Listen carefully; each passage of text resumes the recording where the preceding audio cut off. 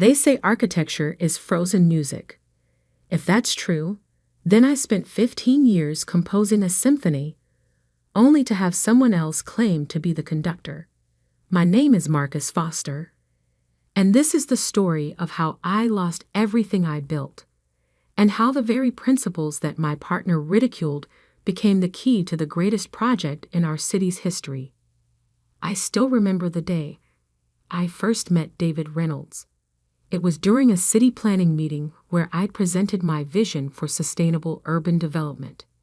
While others saw just another eco-friendly proposal, David saw potential. He approached me afterward, designer glasses perched on his nose, exuding the confidence that only old money could buy. Your integration of historical elements with modern sustainability is fascinating, he said, extending a manicured hand. Have you ever considered partnering with someone who could help scale your vision? At 32, I had already made a name for myself in sustainable architecture, but my small firm struggled to land the major projects that could truly showcase my ideas. David, with his connections and family name in real estate development, seemed like the perfect partner. If only I'd known then what that partnership would cost me. The early years of Foster and Reynolds Architects were everything I dreamed of. David's connections brought us high-profile clients, while my designs won us accolades.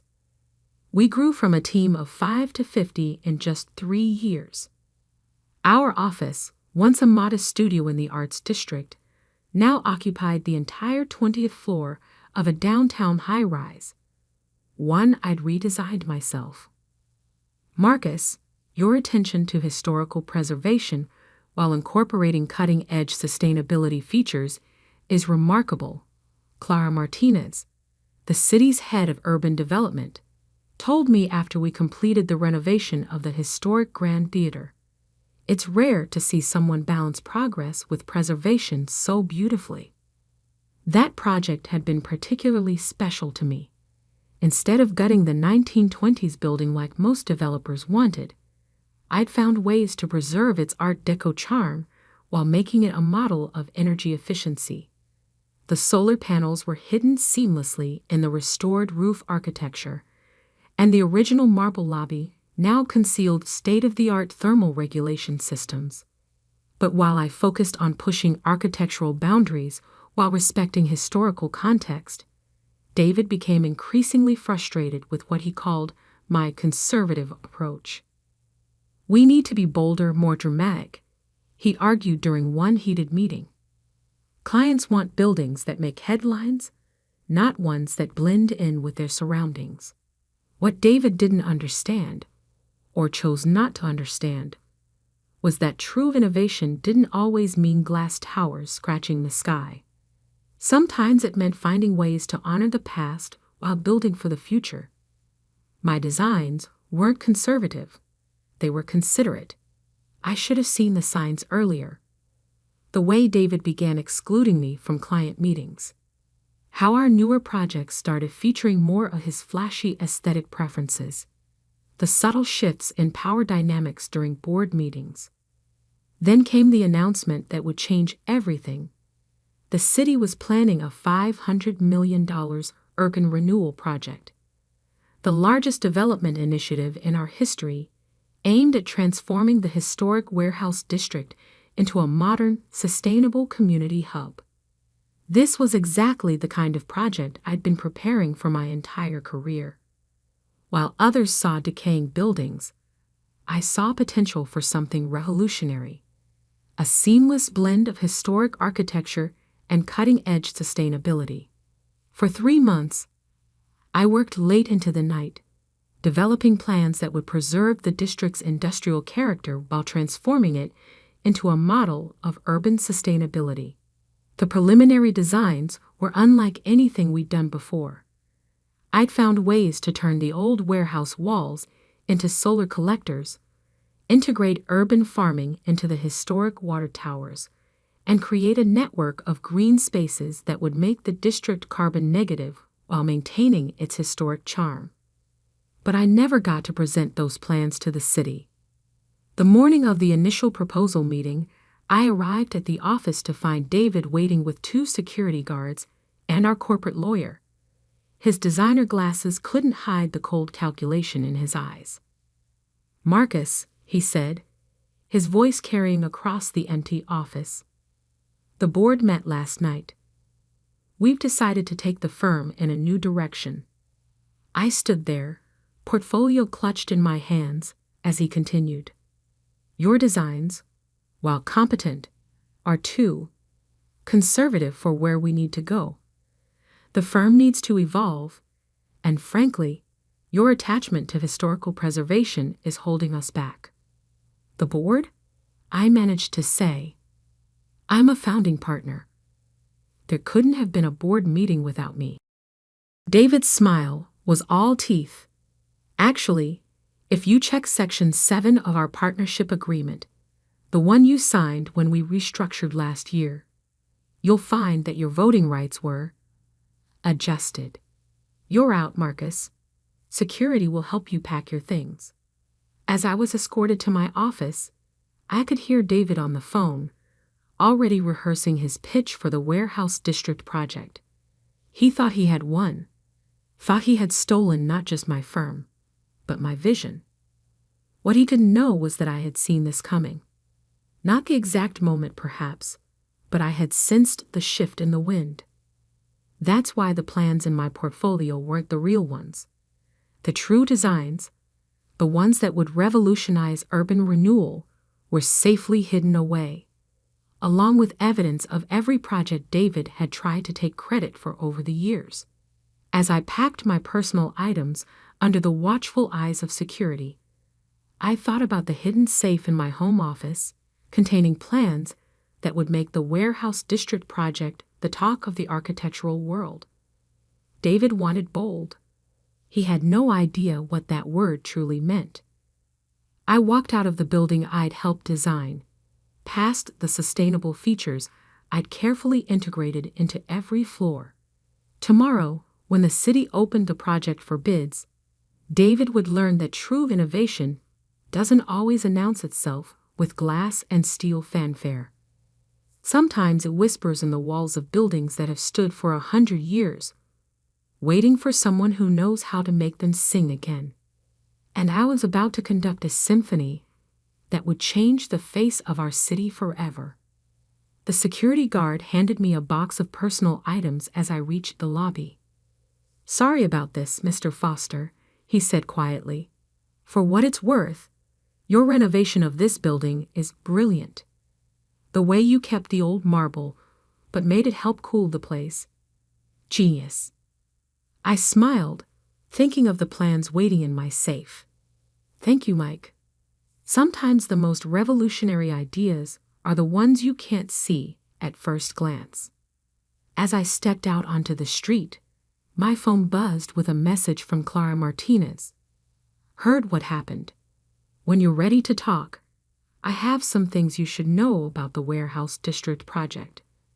Some requirements that aren't in the public brief." I tucked the phone away, smiling slightly. David may have taken my firm, but he had forgotten the first rule of architecture. The strength of a building isn't in its facade, but in its foundation. And I had spent 15 years building foundations in this city that went far deeper than he could imagine. Tomorrow would be interesting indeed. The morning after my forced exit from Foster & Reynolds, I sat in my home office, surrounded by the architectural awards we'd won over the years. My fingers traced the embossed letters of the Sustainable Design Excellence Medal, the one David had accepted on the firm's behalf, while I was too busy working on the Warehouse District plans. A tap at my door interrupted my thoughts. "Come in," I called, recognizing Clara Martinez's distinctive knock. The city's head of urban development entered, carrying a thick folder and wearing an expression that meant business. "I brought coffee and inside information," she said, placing a cup on my desk. "Though I'm more interested in what's in that safe behind your Frank Lloyd Wright print." I raised an eyebrow. "How did you?" "Please, Marcus, I've been in urban development for 20 years. I know when someone's planning ahead. She settled into the chair across from me. David Reynolds just submitted Foster and Reynolds' bid for the warehouse project. Want to guess what his innovative design involves? Let me guess. Glass towers, floating gardens, and enough steel to build a battleship. Clara's laugh was sharp. Close. He's proposing to demolish 80% of the existing structures. Says it's the only way to achieve true modernization. I stood and walked to the right print, swinging it aside to reveal my walls safe. Then he clearly hasn't seen these. The plans I pulled out weren't just blueprints, they were a vision 15 years in the making. Every project I'd completed, every historical building I'd renovated, had been researched for this moment. I spread the drawings across my desk as Clara leaned forward, her eyes widening. Marcus, this is incredible. You found a way to preserve every historically significant building while exceeding the city's sustainability goals by 200%. I finished. Those old warehouses aren't obstacles to modernization. They're the key to it. I pulled out more documents, structural analyses, material studies, energy calculations. The brick walls of those warehouses, perfect thermal mass for passive heating and cooling. The old water towers, ideal for rainwater harvesting and vertical farming. The iron frameworks, ready-made support structures for solar arrays and wind energy systems. Clara studied the plans intently. This would cut construction costs by 40% compared to new construction. The Historical Preservation Committee would approve it instantly. But she hesitated. Foster and Reynolds owns your work. David will claim these are company property. I smiled, pulling out one final document. Check the dates on those drawings. I completed the core designs 3 years ago, before the last partnership agreement. I registered them with the Architectural Copyright Office under my personal name. David doesn't own these. I do. And the new designs he's claiming to have developed. Every innovation he's presented in the last year. I have dated proof they came from my original concepts. Which reminds me, I turned to my computer and pulled up a folder labeled Project Archives. For the past 2 years, I've documented every instance of David taking credit for my work. Emails where he claims my designs as his own. Meetings where he presented my innovations without crediting me. Even security footage from the office showing him taking files from my computer after hours. Clara whistled low. You've been preparing for this. I learned long ago that true architectural innovation isn't just about design. It's about foundation. David was so busy looking at flashy facades that he never bothered to check what I was building beneath the surface. Just then my phone buzzed. A message from Tom Jang, my former head of sustainable systems. David's in full panic mode. The sustainability metrics in his proposal don't add up, and the Historical Commission is asking questions he can't answer. Clara stood, gathering the plans carefully. The city's hosting a public forum on the warehouse project next week. All qualified architects can present alternative proposals. She paused at the door. The Historical Commission, Environmental Council, and Urban Planning Board will all be there, just in case you're interested. After she left, I spent hours refining my presentation. The plans were solid, but I needed more than just superior design to win. I needed to expose David's pattern of theft while presenting an alternative that was undeniably better. My phone kept buzzing with updates from former colleagues. David was scrambling, trying to justify his demolition-heavy approach. The Historical Commission was pushing back hard, and environmental groups were organizing protests against the destruction of the historic district. Late that night, as I reviewed the final details of my proposal, I received an unexpected email from David himself. "Marcus, perhaps we were hasty in our recent decisions. Your experience with historical preservation could be valuable for the warehouse project. Would you consider a consulting role?" David. I smiled, thinking of the presentation I was preparing. David wasn't offering an olive branch. He was trying to get legal access to my designs.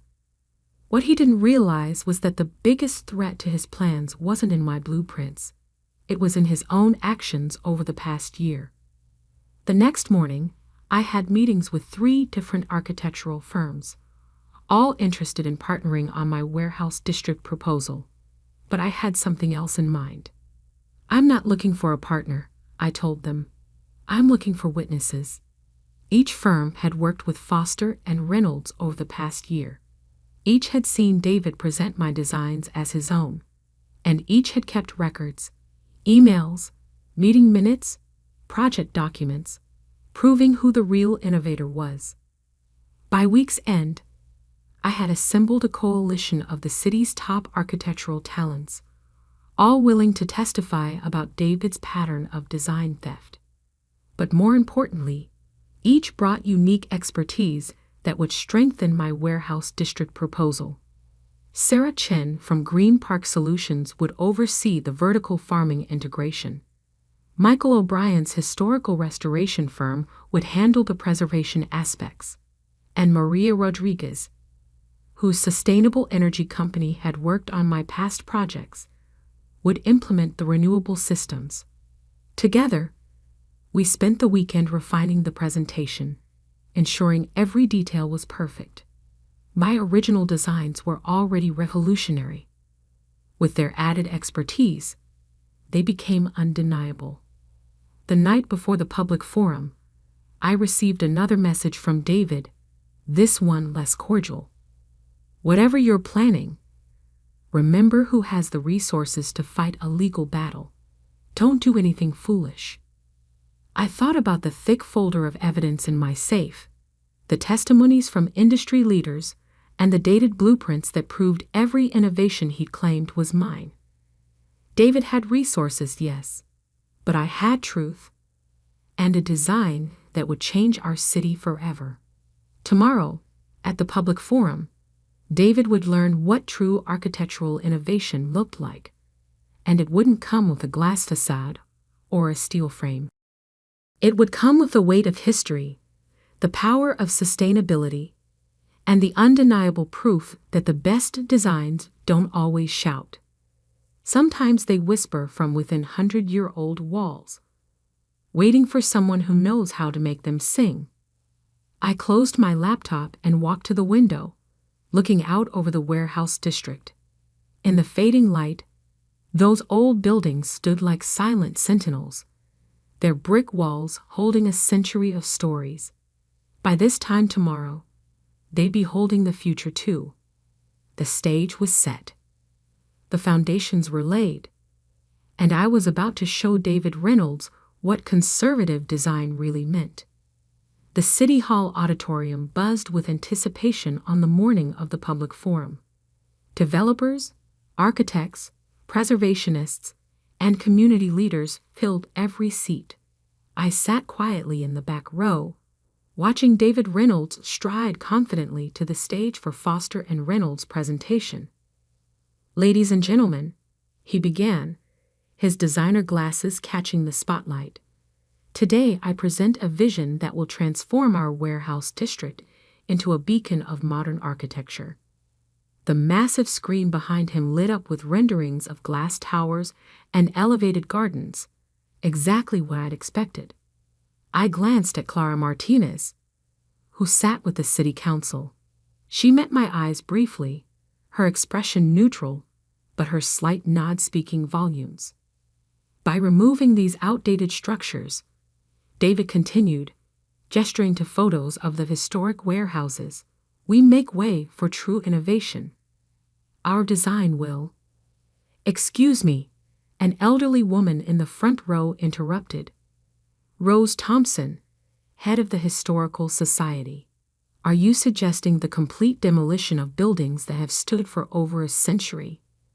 David's smile tightened. Sometimes progress requires bold choices, Mrs. Thompson. These buildings, while charming, cannot meet modern sustainability requirements without. Actually, another voice cut in, those buildings have excellent thermal properties.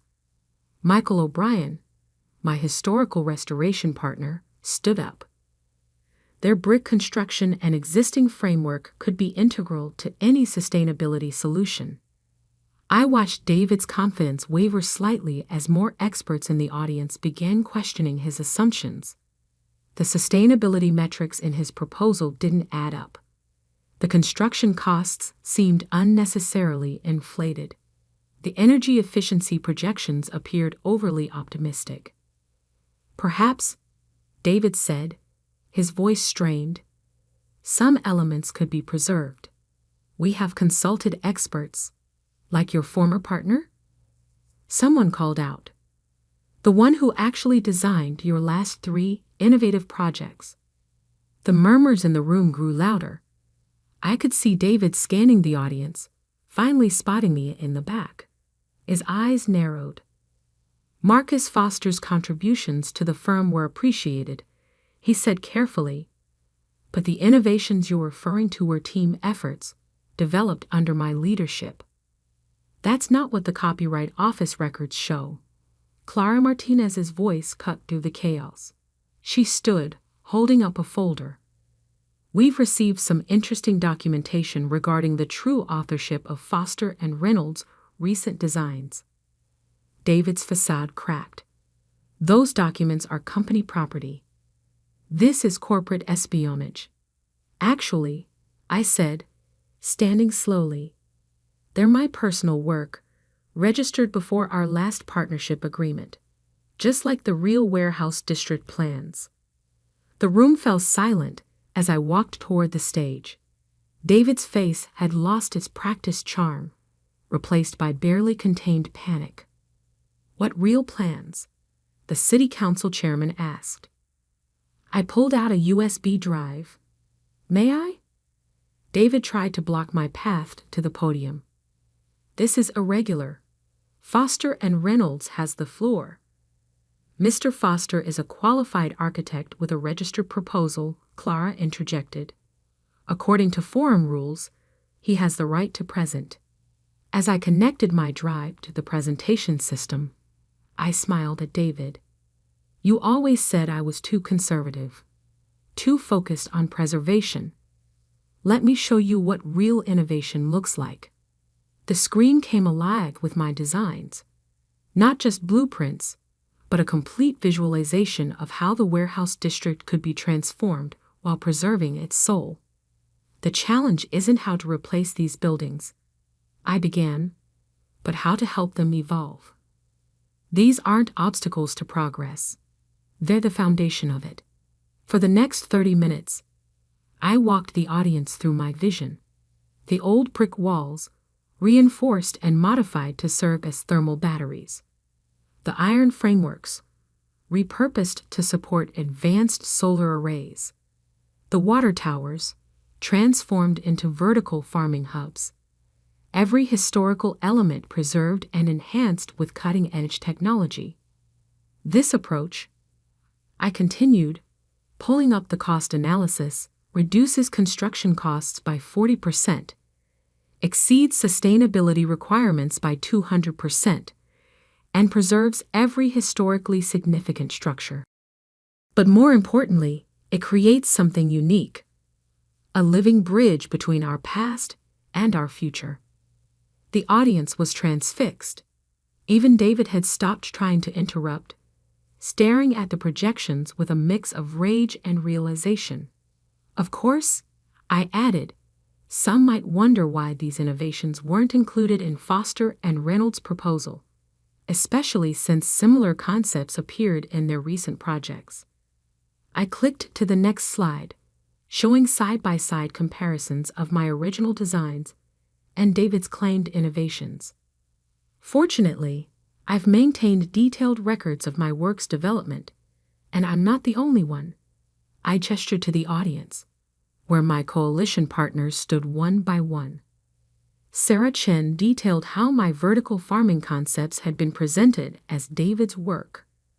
Michael O'Brien confirmed my authorship of the historical preservation techniques. Maria Rodriguez verified my sustainable energy innovations. "This is absurd," David sputtered, but his protest sounded hollow even to him. "These designs belong to the firm." "Actually," Clara Martinez interrupted, "the city's legal department has reviewed Mr. Foster's documentation. The intellectual property rights are quite clear." She turned to the city council, as is the pattern of misappropriation. The chairman cleared his throat. "Mr. Reynolds, in light of these revelations, Foster and Reynolds' bid for the warehouse project is suspended pending investigation. Mr. Foster, the council would like to schedule a detailed review of your proposal." David stormed off the stage, but I barely noticed. I was too busy answering questions from excited council members and community leaders. My coalition partners were already discussing implementation details. The Historical Society representatives were practically crying with joy. Hours later, as the auditorium emptied, Clara approached me. "Congratulations, though I suspect you knew how this would play out." I smiled, watching the sun set through the building's historic windows. In architecture, like in life, the strongest structures are the ones built on truth. David never understood that. Over the next year, the warehouse district transformation became a model for sustainable urban renewal worldwide. The project won numerous awards, but more importantly, it proved that progress doesn't have to erase history. Foster Sustainable Design, my new firm, quickly became known for innovative preservation projects. David Reynolds resigned from the company he tried to steal, his reputation in shambles after multiple clients came forward with similar stories of theft and deception. The old Foster and Reynolds building was eventually sold. The new owners hired my firm to redesign it. A delicious irony. We preserved its historical elements while making it one of the most sustainable structures in the city. Sometimes, late at night, I walk through the warehouse district, now a vibrant community hub. The old buildings stand proud, their brick walls housing cutting-edge technology, their historic character enhanced rather than erased. Solar arrays gleam on restored iron frameworks, and the transformed water towers burst with vertical gardens. It's a symphony of old and new, proof that true innovation doesn't always mean tearing down the past.